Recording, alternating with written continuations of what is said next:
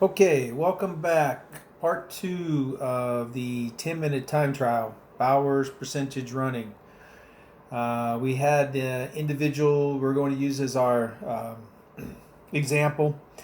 Um, this individual averaged 6-minute mile pace for the 10-minute time trial. So, what do we do with that number? First of all, let's get rid of this.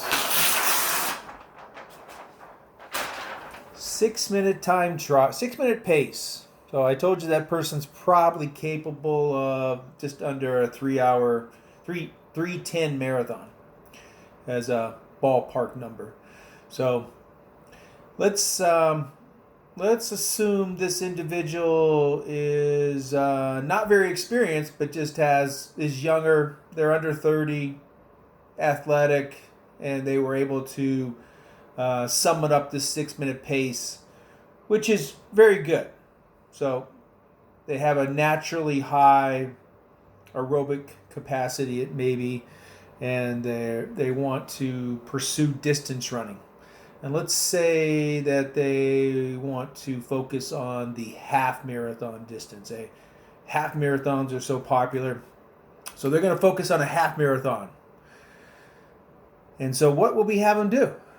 Well, like I said, they're new, they're athletic, they're young, in good shape, and they're gung ho. And therein lies the problem, the gung ho. So, distance running is a sport best suited for those who are patient. So, what would I do with this person?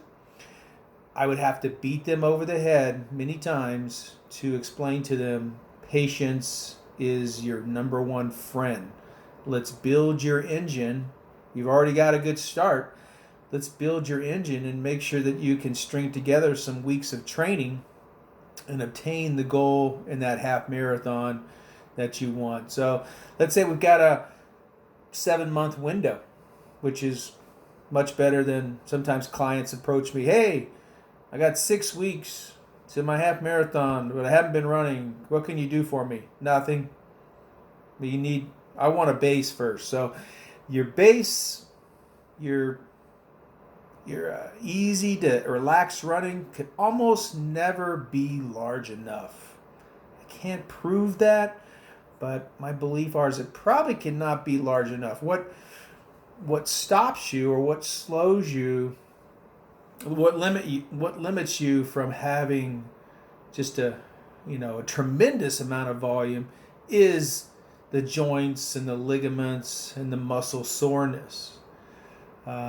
Those who are extremely light and very, very efficient can run more miles than those who are a little bit heavier and hit the ground a little bit harder, possibly. That's not always true. I'm kind of heavy myself for a distance runner. But anyway, volume is of a runner. I've never been a big volume runner. Just can't do it. I will break down. So even at a younger age. So back, what would I have this young man do? He's under 30, wants to run a great half marathon, 7 months. First of all, I got to let him know that his very easy to relax pace, I want it to be about 65 to 70% of his 6-minute pace. So 65 to 70% of the 6-minute mile is, already calculated this out right in front of me, it ranges from, on the fast side, 8:34 pace to 9:14. Being the coach that I am, I would arbitrarily say I would make this probably 8:40 to 9:15. Just being who I am, I'm going to try to control this person a little bit. So that pace, 65 to 70% of a person who can run a 6-minute mile for 10 minutes, maybe the little bit of running they've already done, they probably are like, are you kidding me? I'm running 7-minute pace every time I go out the door for my 3-mile run. And I'm like, yeah, I believe you are. And so, but what we're going to try to do is build your base and make you more efficient. So we're going to need a lot of running at this effort. Maybe 80 to 90% of the running for the next 2 months or more is going to be at those paces. It will take a great amount of discipline and patience to pull it off. But we're going to build the engine. We don't want to have a short-lived running career.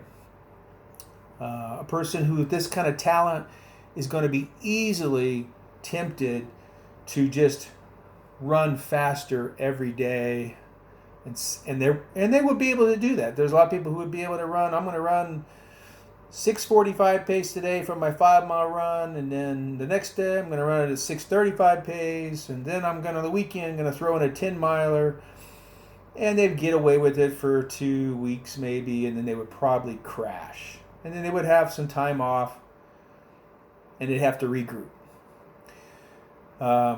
Not to mention, they wouldn't be running at an effort that produces the most adaptation, which is the biggest part of why we run at paces that are slower than race pace, or if we're running faster than our goal pace or race pace, why we don't exceed it. We want to have the most amount of volume that we can at a productive pace, if that makes sense. That's why I'm such a critic of when I see people pull off those amazing workouts. On one hand, I'm jealous and I want to applaud them and say, that was awesome, because that's what everybody else tells them. Hey, that was awesome. You killed it today. But when you see that their race performances never match their workout performances, you got to stop and think, why is that happening? Because they're not hitting the right zone. They're not hitting the right efforts. So doesn't mean they won't have success. The person who runs way faster than what I would typically have them run doesn't mean they won't have success. They will. They can. It happens. But could they have more success? Yes. Under my program, I absolutely believe yes they can. So that's why I coach, and that's why I believe in what I'm preaching here. So 65 to 70%, you got your 8:40 to 9:15 pace for this person. That's their easy. Their easy to moderate would be 71 to 76%. Those paces are 7:54 to 8:27. So let's say 7:55 to 8:30. Just to make the numbers a little more rounder, I guess. So that's a moderate effort. And that's also a pace that this person's going to say, that's even easy for me. I just can't even do that. Then I've got my work cut out for me. I have to really convince this person that we need a lot of running. And so I just have to prove it to them. They have to have a little faith in me if they want me to help them, that I'm leading them down the right path. So not my first rodeo is what I'll tell them. So anyway, what we can do is, like I said, we'll need more running at the easy effort, and then a little bit more at this zone here. What we can do is right away, if this person's young and athletic, is we can start to introduce what we call strides. Striders, strides, pickups. People use all kinds of terminology. There's different ways you can do them. But the best, or one way to do them is, if I've given this client a 40-minute run at a 9-minute pace, thereabouts, in the very easy zone, let's say. So 45 minutes and 9 minutes, what's a 5-mile run, right? 5 mile run.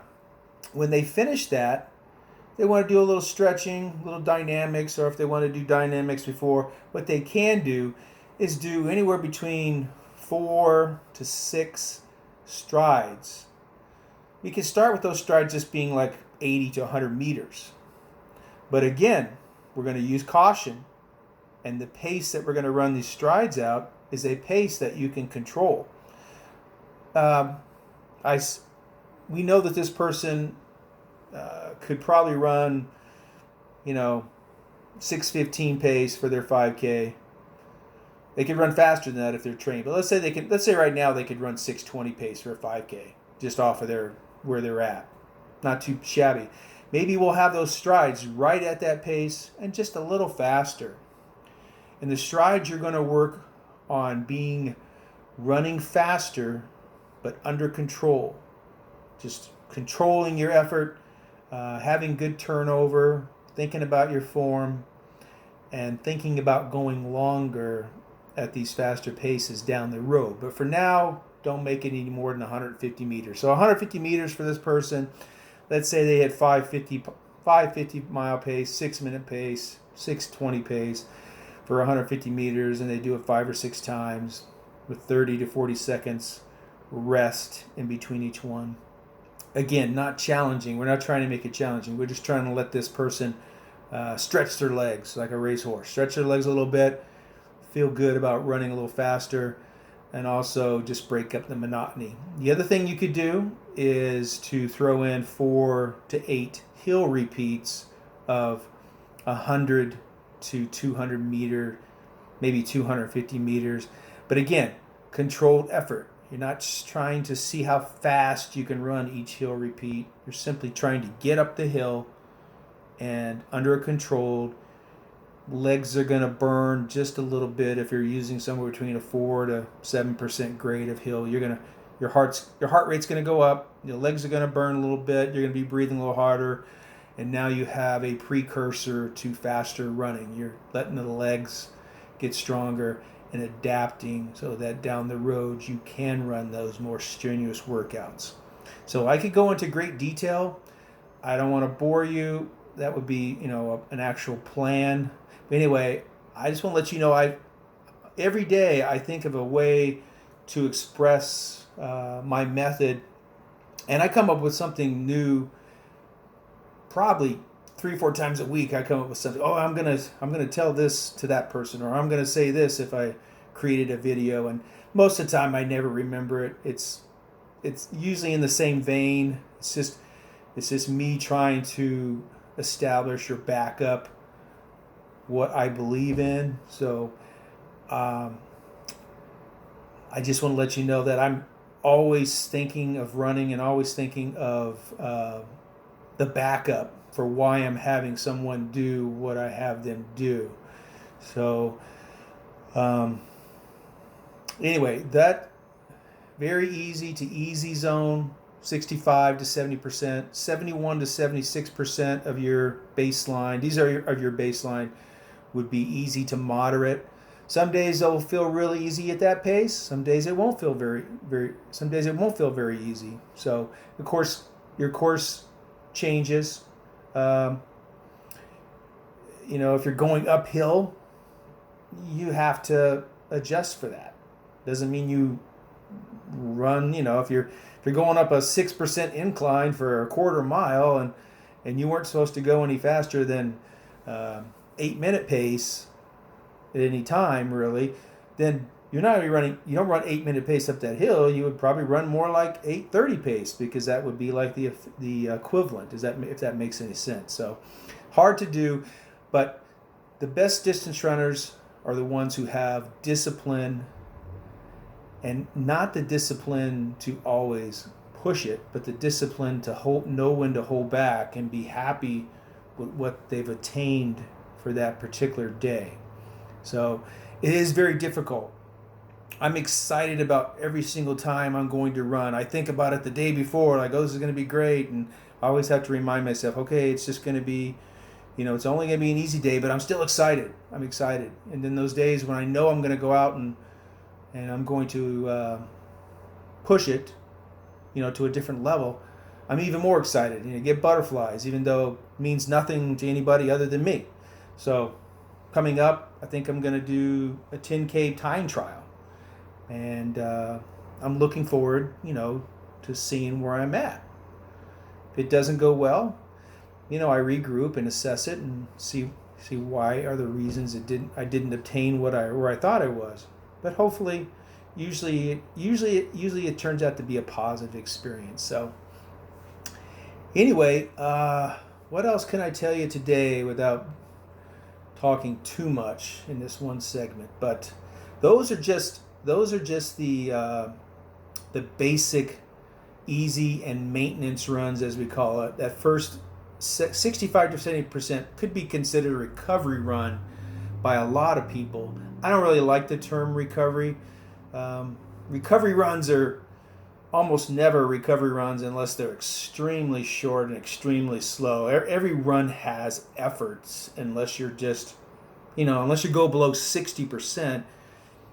Then it doesn't have as much effort. But even then, there's some effort involved, depending upon where you're at. So I've written an article called Cumulative Training that I posted on my Strava, and I think I've written about this more than once in many different ways. But that's one of the things that I think most people do not ever think about, is the cumulative effect of training.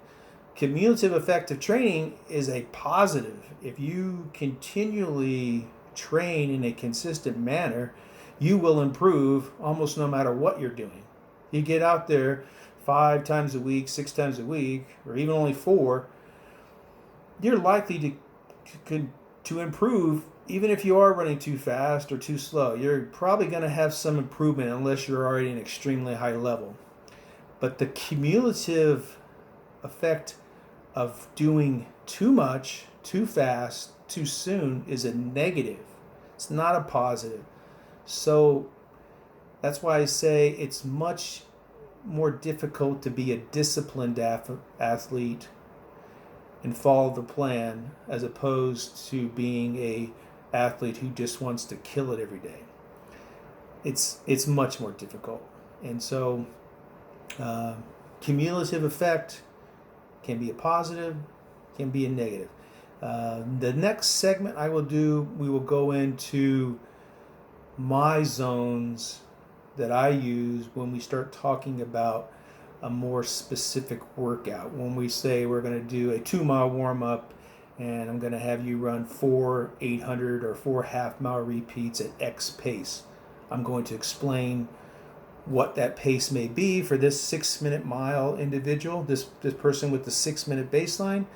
And I'm also going to explain to you why it'll be what it'll be, and why we don't want to go into zones that are extremely difficult, and I'll explain why those are not as beneficial as the zones that are closer to your goal pace.